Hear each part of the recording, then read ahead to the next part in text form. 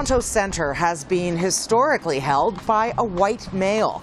This time, though, 2 black women are vying to represent the riding in Parliament. Well, it's not even one of 2 black women. If you look at, the NDP candidate, right? You've got another candidate of color. I always say that Toronto Centre represents Canada. It looks like Canada, literally, right? So whether it's racial diversity, whether it's the diversity of economics, whether it's the LGBTQ2S+ community, it is Canada in a nutshell. Miss Ian, member for Electoral District of Toronto Centre. Marcy Ian is the Liberal incumbent, but she's only been the MP for this riding for less than a year. She won a by-election in October, replacing outgoing Finance Minister Bill Marnell. It's been a year of learning. It's been a year of pivoting. It's been a year of getting to know myself more and what I'm capable of. It's been a year of connection, albeit virtually, Lara, but it's been amazing on so many levels. I've met some wonderful people, wonderful people. What's it like to replace Bill Marnell? You know what? I didn't look at it that way. I've never been one to, I'm stepping into someone else's footsteps. It was about carving my own path. And what I knew was I was the first person that looked like me, of color, a woman who was trying to win this riding. And I felt, I don't want to say comfortable, but confident because I was born here. My name's Annemie. Nice to meet you. I'm the leader of the Green Party and also running in the area. Green Party leader Annemie Paul is also hoping to win this seat, her first. She came in second in the by-election. What's your strategy in winning this riding this time around? One of the big things that we couldn't do in the by-election that we can do now is to actually be out in the community. We made a very conscious decision back in, well, I was going to say back in, but it was 10 months ago basically, not to open a campaign office, not to do any door-to-door canvassing. We're right in the heart of the second wave, and this area was one of the most deeply impacted. So the difference, the big thing that we hope will make the difference this time is actually being able to connect face-to-face with people, going to the door, being around for community events, just connection. Paul doesn't live in the riding, but she has strong ties to the area. I've been trying to get into this riding. I mean, this is one of the, back in 2019, and the census is a bit out of date now, obviously, but this was one of the top 20 least affordable ridings in all of Canada. And it only certainly has become more so. It is also the most dense riding in all of Canada. And so it is very hard. It is very hard to move in. A few blocks away are over $2 million. The one-bedroom apartments are well over $700,000. So it's tough. But I don't live far, and this was the riding I was born in. I'm Marcy. I'm the Liberal candidate for Toronto Centre. There is an election September 20th. I'm not sure if you've heard, but I'm seeking re-election, and we've got a great plan for childcare. I'm looking at your beautiful girl. So we're working on $10 a day childcare that I think a lot of families, especially here in St. Jamestown, can. Marcy Ian doesn't live here either, but she was born in St. Jamestown, a neighborhood of high-rises that make up the densest population in Canada. So my parents came in the late 60s from Trinidad and Tobago. My dad came here to go to school, to go to the University of Toronto. And it's one of those immigrant stories where he was the eldest son. His parents in Trinidad had a plot of land that they sold to get him here. And he knew when he got here, he wouldn't be able to phone home and ask them for anything else. So to get through, it was working on the trains in the summer as a porter, washing dishes at night while in school, all the things. But it really was to create a better life for us, right? And so when I look at that sacrifice, and when I look at what my parents went through, racism, lack of opportunity, having to fight, having to scrounge for everything that they earned, there was no way. And we grew up this way, my sister and I, that we were taking anything for granted. But it was also the teamwork, right, at a young age. It's the people down the hall. If you don't have a cup of rice, they're going to give you that cup of rice. And if you don't have sugar, someone's there to give you sugar, right? And if you can't take your kid to school, someone's going to take your kid to school for you because it was a village. And that's something that was ingrained in us, my sister and I, that my parents handed down to us. It takes a village. And that's the mentality that I bring here to this job. It's like we are stronger together. We need to listen to each other. And for me, it's about service, Lara. It's the reason that I'm here. Toronto Centre is unique in many ways. For one, in terms of area, it's the smallest riding in Canada. And it's dense, comprising of many different and diverse neighbourhoods. Every neighborhood they have St. Jamestown, Moss Park, the Queer Village.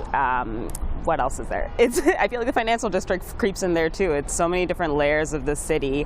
I'd say it's a place that has a lot of immigrants. It has a lot of people from different backgrounds, different income levels, a lot of single people. It's super high density. And the layers include many more pockets within the riding, each with its own character.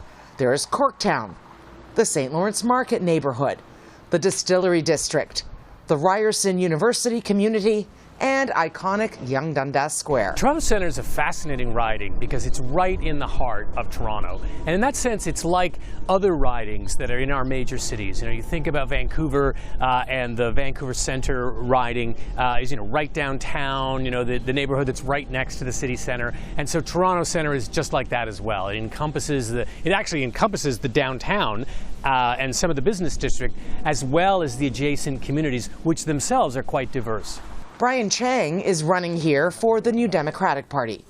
Hi there, I'm Brian Chang, your NDP candidate for Toronto Centre. I love your support in the election. Hi, I love your truck. 2019 was the first time that I ran here in Toronto Centre, and the issues are still important. The problems that we were dealing with back then, the climate emergency, dealing with the unaffordability, lack of access to medication, lack of access to affordable housing, these are still issues that we're tackling with and dealing with today. So we need change, and that's why I continue to stand up for the NDP.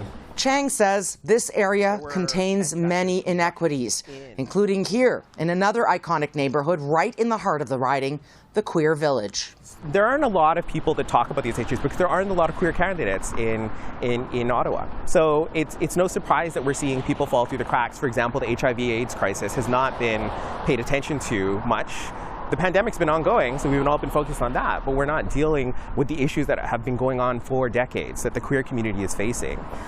There are so many issues around queer seniors not being able to access long-term care that's affirming or that's appropriate for their needs, right? We're not hearing about seniors are aging out of being able to afford to live in their communities now because the price of rent is just increasing year after year after year. And when we take those seniors who have grown up here, who have agitated here, who have protested here, who have loved here, who have created art and culture in these communities, and then we move them, they have to go outside of this community in order to afford to live. Like it breaks their spirit, it breaks our connection to them, and that's not what we want. So we should definitely be supporting our queer seniors through this work. Witness the tents behind me, and you can see that extreme poverty and homelessness are very present in this riding. After all, this is where the social supports are. Well, in a way, the riding disproportionately has to bear the burdens of the costs of a modern society where many of the traditional social supports that would have sustained the vulnerable have fallen away. And yet, a lot of our governments think that we can just get away without paying for these things, that somehow we won't have to provide housing to the mentally ill, that we won't have to provide supports to those who have long-term illnesses. And so a lot of those people end up in this riding. Drug addiction is also a problem in Toronto Centre. The Green Party has a solution.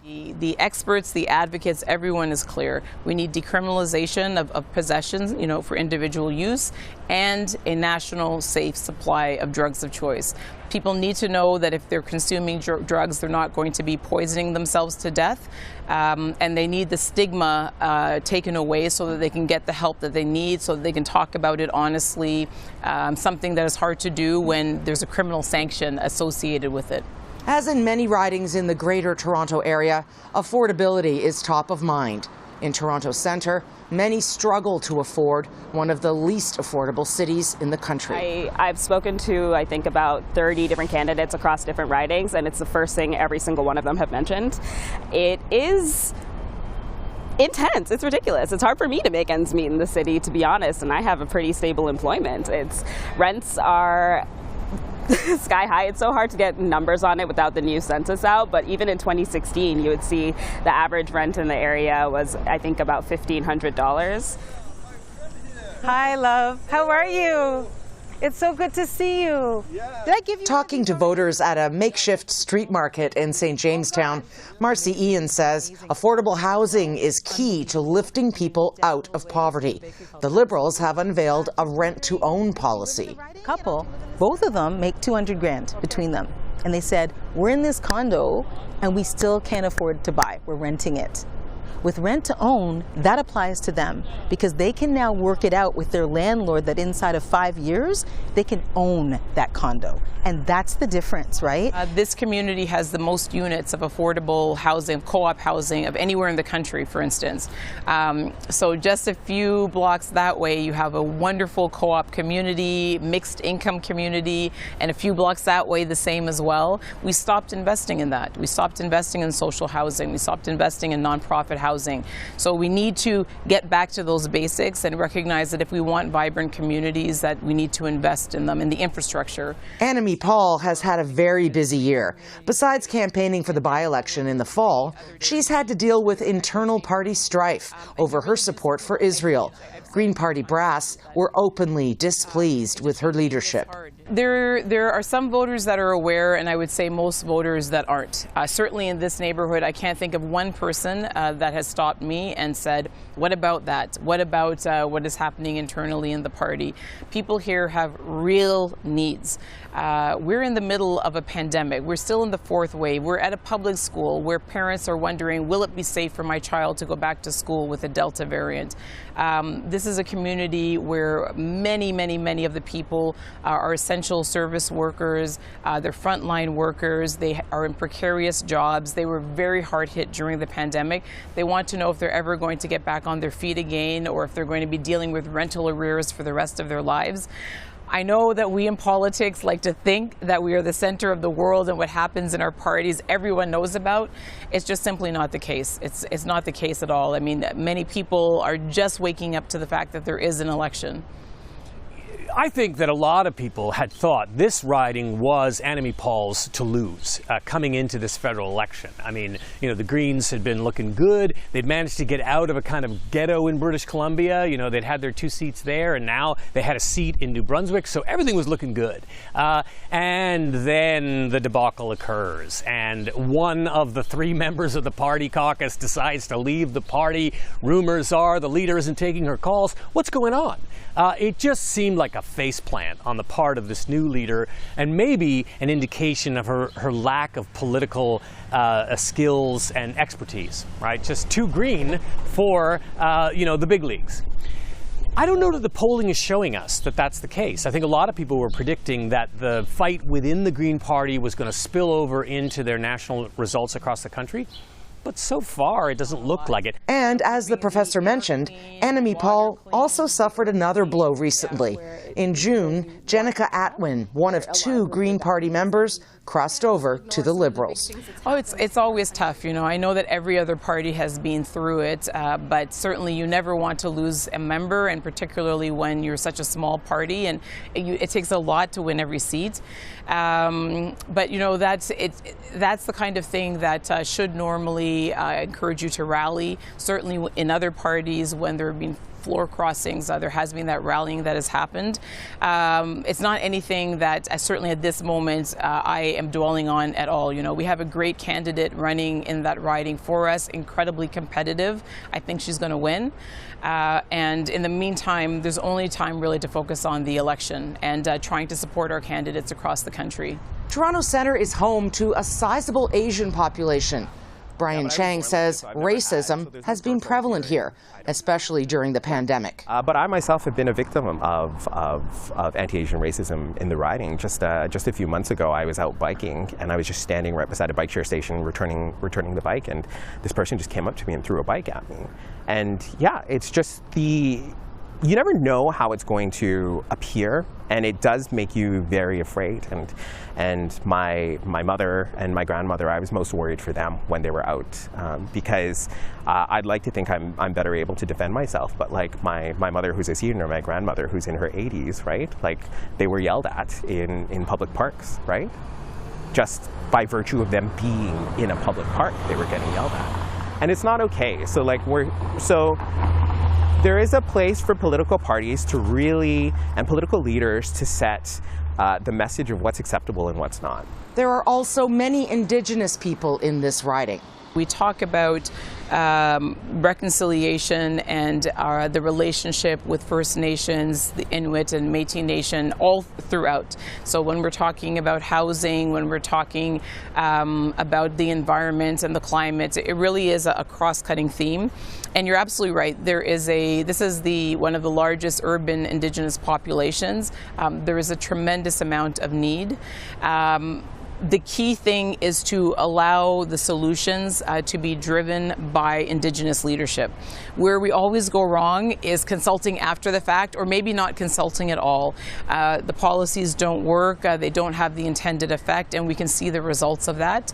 And we don't need to do that. There is so much tremendous Indigenous leadership out there. And I think it's also about meaning what we say. We haven't been in power, we haven't been the government. But you can't say that reconciliation is a priority and then continue to do things that demonstrate the opposite. And so a big part of reconciliation is being sincere, being willing to take a step back, to be led by Indigenous leadership, and just following through on the calls for justice, on the calls to action. We have the recommendations. It's the political will that we need now. Issues of reconciliation resonate here, especially among young people. Yeah, I think Indigenous issues to me are huge. I know that, or at least I think I remember from the 2019 election, that Trudeau promised to end the drinking water advisories by 2021. I don't think that has been fully completed, which is obviously disappointing to know. And I hope that is something that's at the forefront of all of the parties' campaigns. It's something that we've seen so much, I mean, with all of the bodies found at the residential school sites, and it's been heartbreaking to see. So I really hope that they see how much it matters to young people, and that they work harder to make things better for the communities that live on reserves. Yeah, I completely agree. I think that we're experiencing this reckoning in this country. I think so many young people are starting to see that there are so many historical wrongs that need to be righted. We had the resurgence of the Black Lives Matter movement a year and a half ago, and then we had, the unmarked graves of Indigenous children, which is an absolute tragedy. So I really think that heading into this election, every single politician needs to be thinking about how we address racial justice and how we address all of these issues that we're facing as a country in an intersectional way. Right. So an interesting part about the advisories, like the water advisories, apparently there are close to 1,000 water advisories across Canada, and Trudeau initially wanted at least 200 of them lifted by 2023. Except I was doing some research last night and they found out that they can't reach the 2023 mark, which is kind of disappointing because as Trudeau, who wanted to champion Indigenous rights, he can't actually fulfill his promise. And seeing as he's now faced with so many other difficulties with the residential school, a reckoning and stuff like that. So I think they either step their game or a lot of people are going to come after him trying to make him fulfill his promise. Yeah, I mean, not just to make reconciliation and to make to rectify the past and the way that our government has historically addressed and dealt with Indigenous issues, but also to make a more livable future for people, right? It's not just about looking at the past and being, we're sorry that we did this, but how can we actually make people's lives better in these communities? And I think the water thing is huge. The fact that people are still living in a place where they need to boil their own water to drink it or shower or just, basic human experiences. If that was happening here in Toronto, it would be over in a night.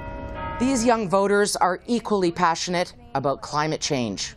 I think on your point about a livable future, I think that another thing that a lot of young Canadians are talking about headed into this election, I feel like every single time I talk to my friends, whether it's folks from Vancouver or Toronto or Montreal, we're hearing time and time again that like climate change is a huge issue. Like here in Vancouver, we've experienced like here in Toronto we've experienced like a heat wave all summer, and we are seeing the massive impacts of climate change in our communities. We saw the recent IPCC report come out about how we have a decade to stop runaway climate change. Otherwise, we're not going to have a livable climate, and I think that that's also a big issue that needs to be addressed headed into this election. Oh, I completely agree with you, and I think that it's obviously like, I mean, I don't know what exactly Trudeau promised in the 2019 election, but I know that, you know, they often focus on what we can do here in Canada, here at home, to reduce our carbon emissions. But I think what's really important, and what I would like to see from other party leaders, is more of a push on an international scale to get other countries who are struggling to, or not really struggling, but perhaps ignoring their own issues with greenhouse gas emissions, like China and the United States, and pushing for those countries to do their part when they're really the ones, or not the ones, but that are creating such a problem. And I think that as a global superpower, we do have that ability to push other countries to do better. So the interesting part about all of this is Trudeau initially promised a net zero emission by 2030. Right. And I think they're still close to actually making it till 2030 or even before. So on the climate change perspective, the Liberals are, in my opinion at least, much further than, say, the Conservatives, or at least the NDP, who are saying that the Liberals just don't have any control over the climate policies, if you can call it that. Annamie Paul calls Toronto Centre an urban heat island, especially during this summer. One of the things that imagine the election of 2011 or 2015, that we were still working on, whether our party or the Green movement in general. It was just on getting people to acknowledge that we were in a climate emergency. That has been won. You know, there is definitely a consensus across parties, as we see, that we are in a climate crisis, that we need to act. I think that the thing that people are still confused about is what does that mean? And what is the difference between a plan that is really going to work and one that just sounds good but really isn't going to work? And so I think that because we have been so credible on the environment and the climate for so long, that when we say, okay, here are the things that we need to do, here are the things that will make a difference, that people respond to that, and they know that we're serious about it and that we probably have good ideas.